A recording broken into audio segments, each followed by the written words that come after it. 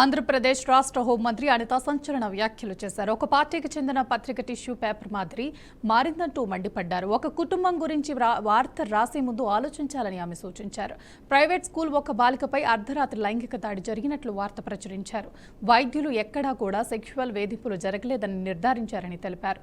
జగన్ పరిస్థితి చూస్తే నవ్వొస్తుందని ఎద్దేవా చేశారు. ఎక్కడైనా ఏదైనా ఇన్సిడెంట్ జరిగితే కోతిగాడ నక్కలా చూస్తున్నారని మండిపడ్డారు.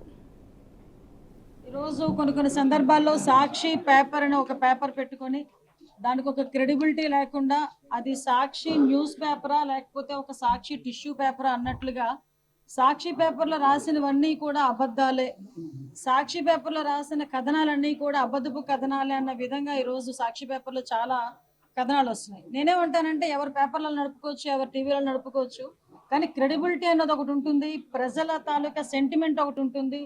మనం ఏ కుటుంబం గురించి మాట్లాడుతున్నాము, ఎవరి గురించి మాట్లాడుతున్నాము, మనం రాసిన రాత వల్ల అవతల వాళ్ళ జీవితాలకి తర్వాత పర్యవసనాలు ఎలా ఉంటాయి, వాళ్ళు మనుగడలో ఎలా ముందుకెళ్తారన్న విషయాన్ని కూడా పరిగణలోకి తీసుకొని ఏదైనా ఒక సందర్భంలో ఒక వార్త రాయాలి.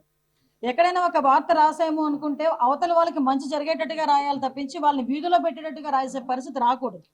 ఫర్ ఎగ్జాంపుల్ రీసెంట్గా నిన్న మనకి చూస్తే ప్రైవేట్ స్కూల్ బాలికపై అర్ధరాత్రి లైంగిక దాడి అని ఏలూరులో జరిగిన ఒక సంఘటన గురించి సాక్షి పేపర్లో 4/11/2025 మంగళవారం ఈ స్టేట్మెంట్ వచ్చింది. అంటే ప్రైవేట్ స్కూల్ బాలికపై అర్ధరాత్రి లైంగిక దాడి, బలవంతంగా మద్యం తాగించి మరీ కిరాతకం, ఏలూరులో దారుణం, ఓ వీధిలో అపస్మారక స్థితిలో పడి ఉన్న బాలిక, స్థానికుల సమాచారంతో జీజీహెచ్కి తరలించిన పోలీసులు, లైంగిక దాడి జరిగినట్టుగా వైద్యుల అనుమానం. ఇది ఓకే, ఇది అయిపోయింది తర్వాత అది దానికి కంటిన్యూషన్ గా అదే రోజు మద్యం తాగించి కిరాతకం అని చెప్పి మళ్ళీ ఇంకొక ఆర్టికల్ కూడా అదే రోజు రాశారు. దానికి మళ్ళీ నెక్స్ట్ ఏంటంటే ఆమె బాలిక కాదు వివాహిత. ఓకే, ఆమె బాలిక కాదు వివాహిత, మద్యం తాగి ఫిట్స్ వచ్చి అపస్మారక స్థితిలో వెళ్ళింది, ఏలూరు డిఎస్పీ శ్రావణ్ కుమార్ వెల్లడి. అంటే విషయం ఏంటంటే అసలు ఏం జరుగుతోంది, అసలు ఏం జరిగింది అన్నది తెలియకుండా ఏదో సవాలు మీద రాజకీయాలు చేసే నేపథ్యంలో ఎక్కడైనా ఏదైనా జరిగింది అని ఎక్కడైనా ఒక ఇన్ఫర్మేషన్ వచ్చిన వెంటనే దానికి వీళ్ళే స్క్రీన్ ప్లేలు, కథ రాసేయడం, దర్శకత్వం వహించడం, సినిమా వేసేయడం, మొత్తం అన్నీ ఒకేసారి జరిగిపోతున్నాయి. ఈరోజు కొన్ని సందర్భాల్లో సాక్షి పేపర్